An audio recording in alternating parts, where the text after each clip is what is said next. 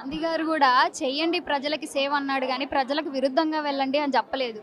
అలాంటిది మరి ప్రభుత్వం మీకు విరుద్ధంగా వెళ్తుంది మరి. దాన్ని ఎలా చూస్తారు? ఒక తెలంగాణ రాష్ట్రంలో తెలంగాణ వ్యక్తి అయ్యుండి ఇలా చేయడం చాలా ఇదండి తప్పు. ఆయన కూడా తెలంగాణ వ్యక్తి. ఇక్కడ ఇంతమంది ఉంటారు. ఒక మినీ భారతదేశం అండి ఇక్కడ. ఇంతమంది కళలను ఇచ్చేస్తున్నాడు అతను. ఇక్కడ నేను రెంట్‌కుంటా అండి ఇక్కడ. మేము వేరే దగ్గర నుంచి ఇక్కడికొచ్చాము. నాకు ఇక్కడ నేను జాబ్ చేస్తాను. నాకు దగ్గరని ఇక్కడ ఉంటున్నామండి. మా బాబు బిర్లా గవర్నమెంట్ స్కూల్. వాళ్ళకి ఎగ్జామ్స్ అవుతున్నాయి. అమ్మ ఏమవుతది ఇల్లు?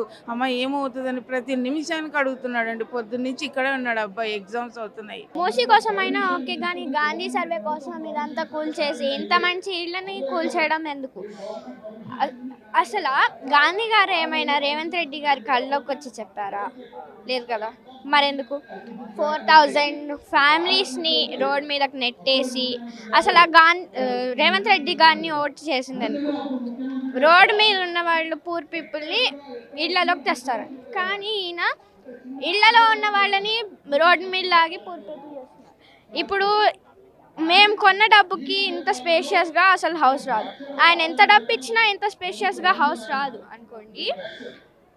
మేము ఇది ఒక ఫెస్టివల్, మేమందరం ఒక ఫ్యామిలీ లాగా ఉంటాం. క్రిస్టియన్స్ అయినా, హిందూస్ అయినా, ముస్లిమ్స్ అందరు కలిసిమెలిసి ఉంటాం. వేరే కమ్యూనిటీస్లో అయితే అసలు కాదు.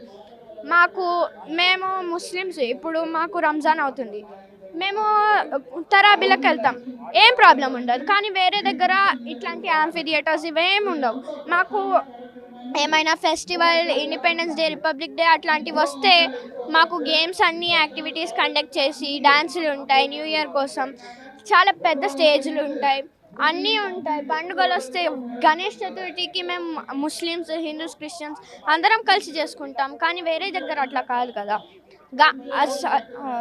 అది మూసీ డెవలప్మెంట్ కోసం అయితే అందులో చాలా చెత్త ఉంది, అది తీసి క్లీన్ చేస్తారు, ఆ డెవలప్మెంట్ ఓకే.